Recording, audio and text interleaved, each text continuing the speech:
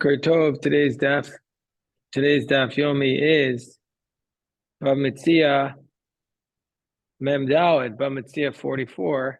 Hello, Boker Tov Hops. And actually, we're going to start the Bava Metzia 44, but we're going to start on the bottom of 43b. And then after we start on the bottom of 43b, we finish, God willing, Bezras Hashem Yisparach, the chapter. And then after we do that, we're going to start the next chapter of Hazav. If you need an art scroll, if you use the art scroll, you're going to need the next volume. So if you don't have it on you, we'll get it to you for Shabbos. So the Daf Yomi starts on the bottom of 43b. Let's say a person thinks they intend to misuse the deposit. A person who's watching a deposit is not allowed to use it. But let's say he thinks that he's going to use it. But Rashi says it's not enough just to think.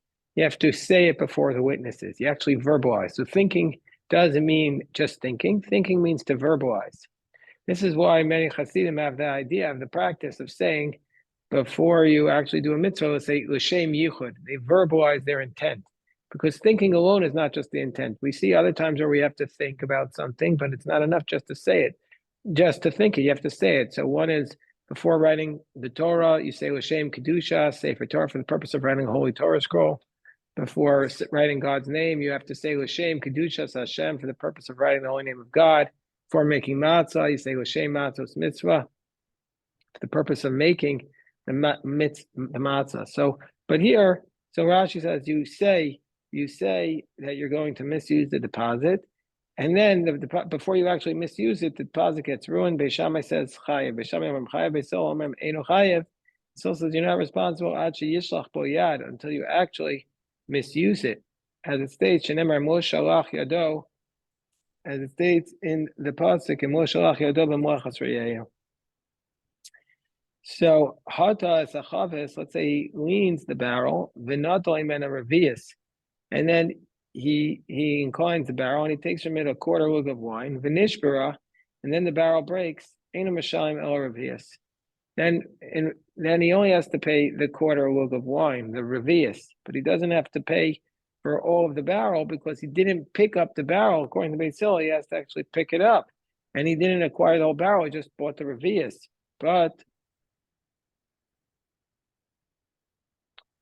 So someone's asking, why would you admit to a plan to misuse the deposit? Well, it's not like you thought it all out carefully. So let's say a guy says, "Oh, I have this watch. Somebody gave me as a deposit," and he says, "Oh, I'm going to wear this watch to the wedding tonight that I'm going to." I mean, he's putting himself into liability, but he says it anyway. So okay. But let's say he picks up the barrel, higbia v'nato imena. Let's say he picks it up and he takes the wine from it, then he has to pay for the whole barrel. And this is actually leading us into the next chapter, which is all about kinyanim, about acquisitions. In order to acquire something, one of the ways of acquisition is by picking it up. So here, but he picked up the whole barrel, he thereby acquired it. So even though his intention was only to get out the quarter, even though he only took out the quarter lug, once he picked it up, he's acquired it. And so therefore, he's going to be responsible for the whole barrel, not just the quarter lug of wine. So the Gemara says, Menani Mili, on the top of Mem Daled Amud Aleph, how does Beis Shammai and Beis Hillel know their position? Beis Shammai says the moment you think to misuse it, you're responsible. Beis Hillel says you actually have to misuse it. So what's the source for these ideas? The Tana Rabbanan, the Gemara says, Al Kol Davar Pasha, that the pasuk says for everything you do wrong, that you have to pay. Beis Shammai says, teaches us even though you only have intent, it's as though you actually did it, and so therefore you're responsible. But still, you're only responsible once you actually misuse it. As it states in the pasuk, so Beis Shammai Beis Hillel. Beis Shammai says to Beis Hillel, I'll call Dvar Pesha. But doesn't it say for anything you've done wrong, which includes intent? So he says, yeah, but I have the other pasuk, but you didn't actually misuse it. So him came Matamomar called Var Pesha. So what does Beis Hillel do with the pasuk for anything you do wrong. Now he says, Sheyach, I might have thought, Enli Elahu, I might think you're only responsible for actually, if you're actually the one who misuses it. But Amro Abdul Washlucho, let's say he says to his agent, his worker, he says, how do we know if he tells them to wear the watch to the wedding and they wear it, or if he tells them to pick up the barrel and they're the one to do it, that he's going to be the one responsible? Now I'll call to our Pesha. So even if your agent does it. So we know in general that we have a concept, Ein Shliach Dvar Avera, there's no agency for sin, but this is one of the three exceptions to the case. One of the three exceptions where we say there is agency for sin. One is we did in yesterday's daf, which is me'ila, which is misappropriation of temple property. And there you could be in violation even through an agent. And a second case is where you steal or slaughter, you steal a sheep or an ox, and then the agent slaughters it. You're still responsible to pay the penalty of 4 or 5 times. And now we see also by shlichus yad, where misuse of a deposit, you're also responsible, even though the agent does it. The Rambam, in a surprising manner, says that there's one exception to the rule of Ein Shlichus L'Dvar Avera, there's no agency for sin, and he only lists the case of Me'ila, of misappropriation. So everyone is, all the commentaries are trying to figure out why does the Rambam not list the other two, and there's a lot of discussion on that. So now if he inclines the barrel, then if he inclines the barrel and he takes from it a quarter lug of wine, and the barrel breaks, he only has to pay a quarter lug. He doesn't have to pay for the whole barrel. So it says Amar Rabba Lo Shanu Ela Nishbara. When do we say that if the barrel breaks, he doesn't have to pay for it if he only took the quarter lug? That's where the barrel breaks. But if the wine would turn to vinegar, Mishalim Iskua, he'd have to pay for everything. My timer, Giri Dideu Da'anua. His arrows caused the barrel to ferment. Why? Because the wine ferment. Because by taking out some of the wine, that messed up the process, and that caused the whole barrel to ferment. If you ever go to a winery, you see how careful they are not to let you near the barrels. But let's say he picked it up and then he took the wine, the revius, then he's responsible for everything. So says Shmuel, Amar Shmuel, natal mamish. It doesn't mean that he actually took the wine. It doesn't mean that if he picks it up and takes the revius, then he's going to be responsible to pay for the whole barrel. He didn't actually have to take the wine. Once he picked it up with the intent to take it, even though he didn't actually take the revius, since he picked up the whole barrel, he's going to be responsible for all the wine, and so therefore if it breaks, he's responsible. So the Gemara says, well, do we see from here, so this goes back to the debate we've had in our chapter, that shlichus yad ain't chisaron, that in order for you to be responsible for the misuse of the deposit, you don't have to actually deplete the deposit, because here, even before he depleted it, we say he's responsible. Gemara says, no, actually that's not the case. Why? Amri lo shani yacha. This case is different. The nichale the tiave hachaves kua basis laharavias, because the guy who picks up the barrel, even though he didn't actually take the revius, it's like he took it. Why? Because he wants his revius of wine to be in that barrel, because the barrel the wine that's in the barrel keeps his revius of wine fresh. It's holding it. It's a base. So it's like he took it. He's just leaving it there until he's actually ready to take it. So therefore, that's why Shmuel says this chiddush here. By Ravashi, so Ravashi says, what about if he picks up an arnaki? He'd be an arnaki. What's an arnaki? An arnaki is like a place, usually translated as a wallet, but here it's like a place where you keep your coins. So you pick up your coins, he totally meant a dinar. You pick up the guy gave you an arnaki, a wallet to watch, and you want to pick it up because you want to take the coin from it, the coin. Do we say that even though you didn't take the coin, you're still responsible for the whole wallet? Do we say chamra, that by wine Shmuel said is din, and even though you didn't take it, you're still responsible? Delo minter ela agav chamra, because the only way you could watch this wine or keep the wine is if it's in the barrel. So therefore, you're responsible for the whole barrel, even though you didn't take the revius. Avol zuza, but your coin, mintar, you could take it out. And so therefore, with Shmuel saying in this case, you're only responsible once you took out the coin. Or perhaps we say shani niturusa. Perhaps we say no. Shani niturusa the arnica, meaning niturusa the dinar. Or we say no, that the coin is better protected if it's in a bag full of coins than it's just in your pocket. If it's in your pocket, it's going to fall out when you least expect it, when you least want it. And so that therefore, it's still going to be the same law, whether it's a barrel of wine or it's a wallet filled with coins. The Gemara ends its chapter, Teiku, unresolved question. I was thinking to myself, I would love to know how many chapters in the Talmud end on Teiku. I mean, here we're doing this whole Gemara and we leave unresolved. Usually, you should get some finality, but no. Hadron Allah Hamafkid will return to you.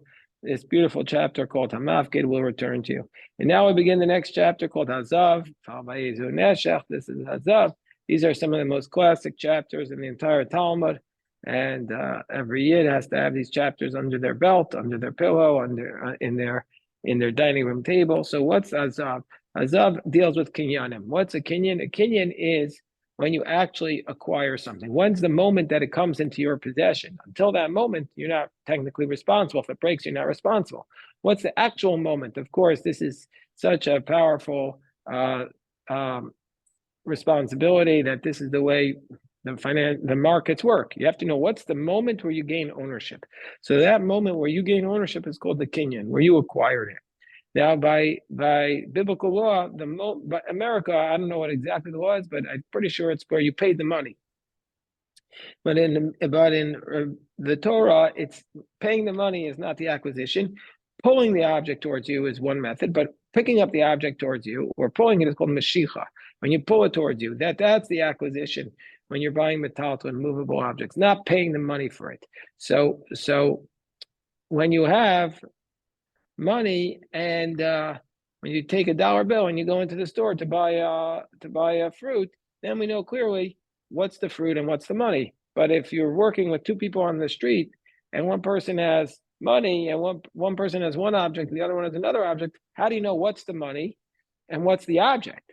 So that's what we have to try to figure out. What's considered the money, in which case when you give that over, you haven't acquired it. When the other guy takes your money out, you haven't acquired his fruit. And what's the fruit? So that's the essence of what we're going to be discussing at the beginning of our chapter. And the Gemara's conclusion is going to be that the item that's more liquid, that's going to be considered the money. The Gemara calls the money the tiva, the coin. So again, if somebody takes your coin, you haven't acquired his object yet. And the item that's less liquid, that's called the payre, that's called the fruits. And when you pull on that, you've acquired it. So once you have that basic principle, the Talmud here, the chapter is going to be much more accessible. So the Mishnah starts Hazahav kones kesef. The gold is what acquires the silver, meaning to say that the gold is considered the peiros, the fruit, and silver is considered the coin. Silver is more liquid than gold. So therefore, when somebody pulls on the gold, they've acquired the silver. But if you just pull on the silver, you haven't acquired the gold. So the gold is the peiros, is the fruit, and the silver is the coin. But akasef eino kones hazav, the silver does not acquire the gold. Habs, do you have the Gemara there? There's another volume there over there, Bava Metzia too. Yeah, just get one for yourself for now. I'm gonna wait for Hobbs. You got it? Okay. The Zav acquires the gold acquires the silver, but the silver does not acquire the gold. Hanechoshes kones hakesef. The copper is considered the peiros, so that's what acquires the silver.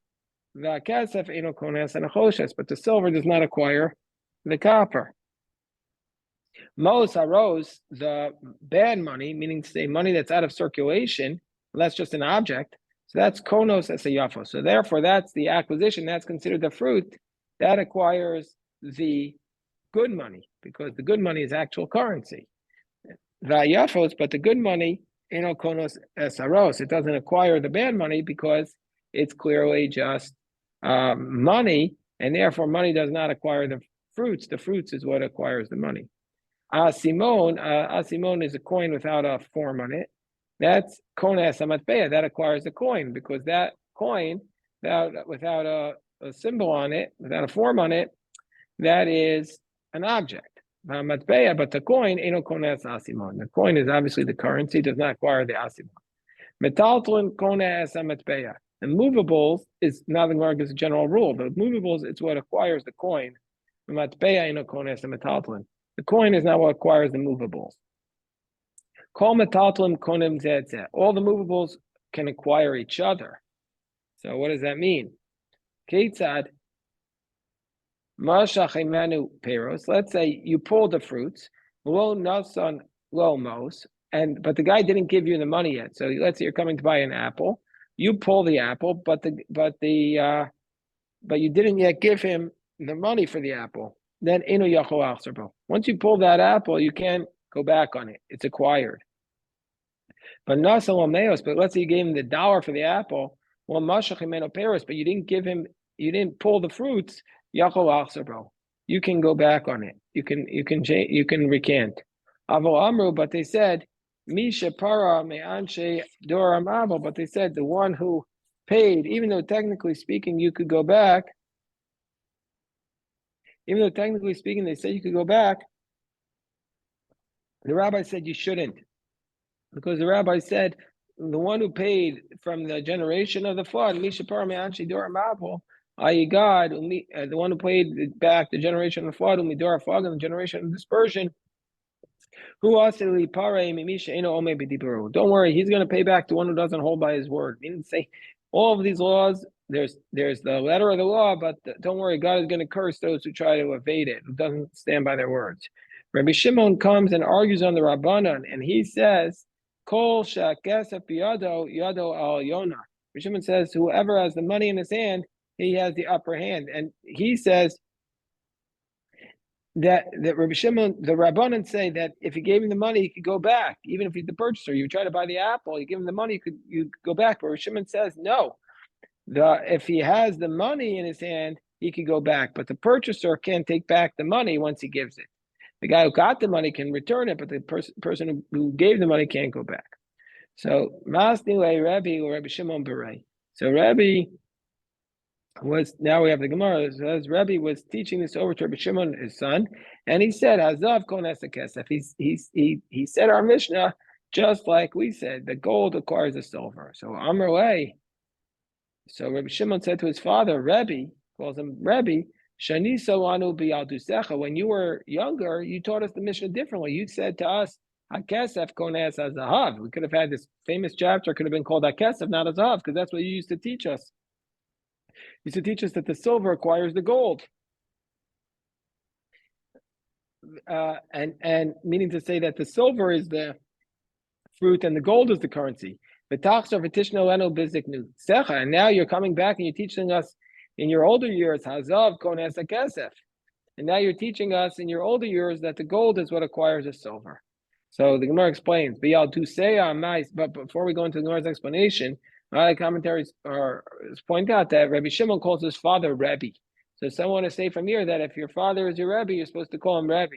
But the Shach says it's not like that. The Shach says no, that unless your father is Gadol Ador, you don't call him Rebbe, you just call him Abba. It's okay. So anyway, go back. So the Gemara says, "Bi'alduse my savar, zignuse my savar." Why did Rebbe think that the kasef was the Peiros was the fruits when he was young, and when he was old, he thought the kasef was the money, was the tiba. So the Gemara says, "V'yadusa ma'asavar was ignusa ma'asavar." V'yadusa safar. When he was young, he thought dahava dachashav. He said dahava. The Aramaic daled is the Hebrew zayin. So dahava is zav. He thought that the gold was chashav, was more important. So therefore, he thought have tiba. He thought therefore the gold was the coin. And kaspa, but the silver, the little chashav, it's not as important as the gold. He thought that was the payray, that was the fruits, and therefore the coins acquire the fruits. I mean, therefore, the more distinguished is the coin, and so therefore the fruits are acquiring the coins. So therefore the silver is acquiring the gold. The kanile payrotiva, and the fruits acquire the coins. But beziknuse savar. But when he grew older, he was on the position of that kaspa. The charif, that his silver, which is on top of mem dalad amad alf, his silver, which is more liquid, have a tiba, that's the coin, and the havadol charif, and the gold, which is not liquid, have a peri, that's the fruits. The kanile pero tiba, and he was in the position that the fruits acquire the coins, and therefore, since the silver was more liquid, that's considered the fruits. So Amar Avashi, so Avashi says, Ki al duse mistabra. It's more logical to assume like Rebbe when he was younger, that the gold is the coins and the silver is the fruits. Why? From the text of our Mishnah, because in fact our Mishnah says, it states in our Mishnah that the copper is the fruits and that acquires the silver. Now, if you wanted to say, like Rebbe said when he was younger, that the silver is the fruits with vis-a-vis the gold, that's why it has to tell us that the copper is what's acquiring the silver, that the copper is the fruits. The afapi, the agabe, the hava, that because we're saying our mission needs to tell us that even though with respect to gold, even though with respect to gold, the silver is going to be considered the fruits, lagabe nechoshes, with respect to copper, it's considered tiba, it's considered to be the coin. But Eliyamris Kaspel Gabe Dahaba Tivavi. But if you want to say that the silver with respect to the gold is the coins, like we say when Rebbe was older, Hashel Gabe Dahaba the Chashamine Amris Tiba. So now that it would be with vis-a-vis gold, which is more distinguished than it, we're still going to consider it the coins. Gabe Nechoshes, the Iu Chashev, the Iu Charef, with respect to the copper, where it is, the silver is both more distinguished and also more liquid. Of course, it's going to be considered the coins, the currency, and not the object. So the Gemara says, no, that's not a proof. It's just why we need it to be told by copper as well. Why? You might have thought, Hani Prite, Desagi, Inu Harife, Tfei Mikaspa. So you might have thought that the copper is more liquid because in certain places you can't use the silver and use the copper. So you might have thought it's more, since in some places the copper is more liquid, but we say no. We're being told, you might have thought that the copper is the coin. Since there are some places where they don't take the copper coins, but they always take the silver coins. So therefore, we're going to consider the copper the fruits and not the coins. And now the Gemara says, also Rabbi Chia,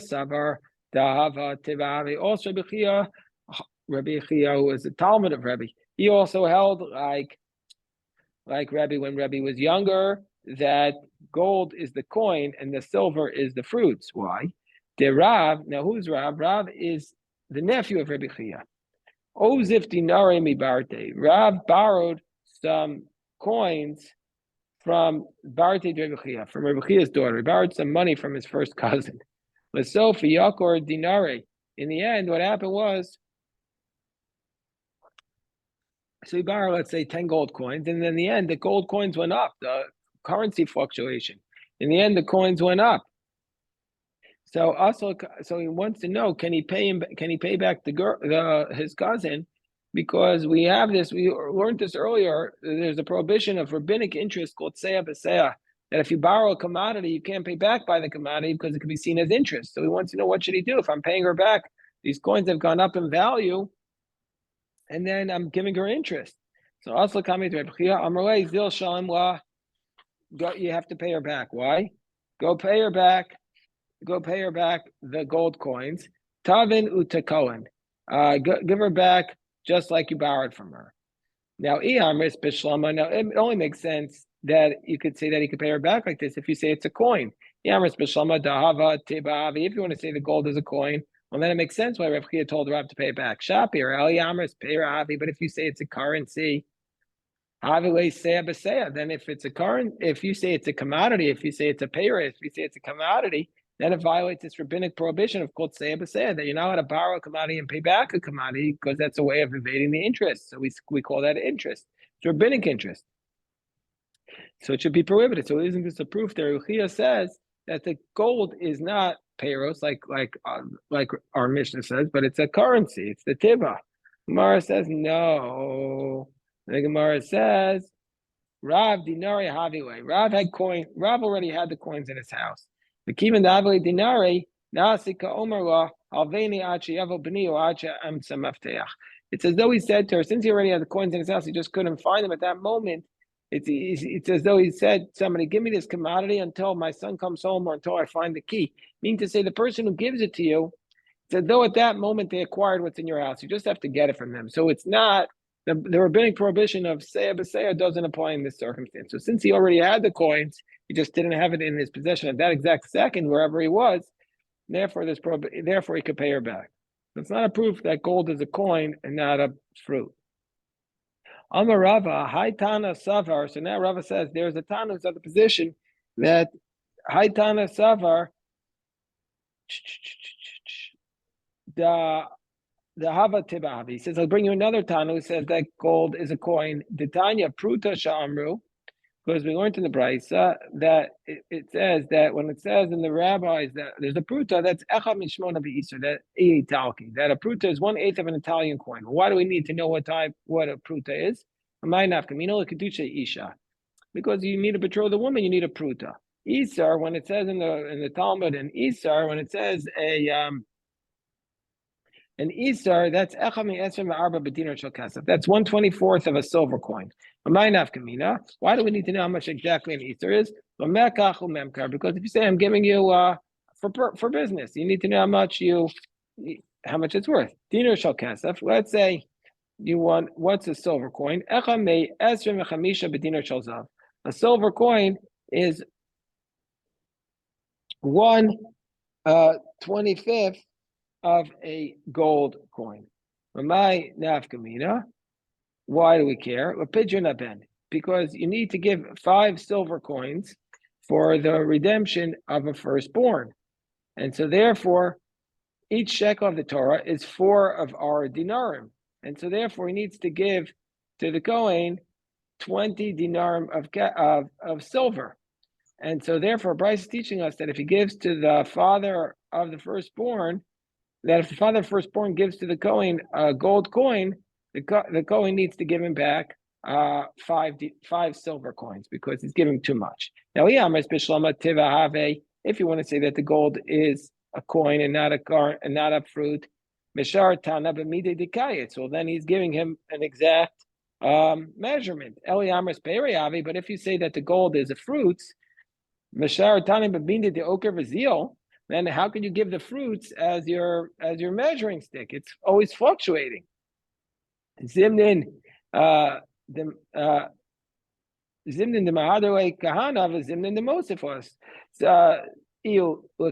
So sometimes he's going to have to give back, and sometimes he's going to have to add on to it. So Shmamina Tibavi, Shmamina. We see from here that the gold is considered a coin and not a fruits. I mean, it's a little bit of a question to me because coins obviously also fluctuate in value, but that's what the Gemara says. Anyway, so now the Gemara brings another discussion with respect to coins and whether or not the silver is a coin and the gold is a coin or a fruit with respect to several other areas of halacha. So Tana Rabbanan, the rabbis taught the following. Tanan Hasan, we learned over there in the Mishnah, Meiser Sheni. Now we know that with respect to, you have to bring your tithes to it's called the Meiser Sheni. You have to bring it to Jerusalem to eat. If it's too much, you can deconsecrate your fruits onto money and bring the money to Jerusalem to eat. So Beis Shammai says, Lo ya'aseh adam slan dinari zav. So if somebody has, Beis Shammai says, if somebody has coins that have the holiness of the Meiser Sheni fruits, you can't transfer it to gold because let's say you have too many silver coins to bring. Let's say you have 100 silver coins and you want to transfer it onto much less gold coins. You can't do that. But Beis Hillel allows it. So how do we understand this dispute? So one says that the dispute is only with respect to somebody wants to deconsecrate the silver coins onto the gold coins. Beis Shammai savri kasba tiba, v'dahava pera. Beis Shammai says the silver is a coin and the gold is a fruit, and therefore v'tiva pera lo machalin. You can't deconsecrate the coin onto the fruits. You can only do the fruits onto the coins. Beis Hillel savri kasba pera v'dahavi tiva. Beis Hillel says no, the silver is the fruits and the gold is the coin. Upera tiva machalin, and you can deconsecrate the fruits onto the coins, and therefore you allows it. But if you have fruits themselves and you want to do it on gold coins, everyone would say you could do it. My timer, Beis Hillel. What's the reason? Because according to because since we're saying that midi dava kesef of Beis Hillel, so from the fact that Beis Hillel is defining what is considered money, we're going to see what Beis Shammai considers gold. Kesef for Beis Hillel, Beis Hillel is going to say that money, afagav the kaspa gabe dave perahavi, that the silver, even though it's with respect to gold, is considered a commodity. Then gabe pere divavi, with respect to gold, with respect to other fruits, it's considered a coin. So zav nami lo Beis Shammai. So therefore, Beis Shammai will say about gold, afagav the dahava gabe kasba perahavi, even though gold with respect to silver, Beit Shammai says is the fruits, agabe pera tivavi, with respect to other fruits, he's going to consider it the coin. And so therefore, we're going to say this position. V'chad amar af peperos al dinar machokes. But the other one is going to be in the position that also with fruits, with respect to coins, whether or not you could deconsecrate fruits on coins is the dispute. Meaning to say that on gold coins, that Beis Shammai says you can't do it because the gold is the fruits, and therefore you can't deconsecrate it, and Beis Hillel is going to allow it. So, okay, we'll have to stop here the recording, and God willing, we'll pick this up the Daf Yomi for Shabbos.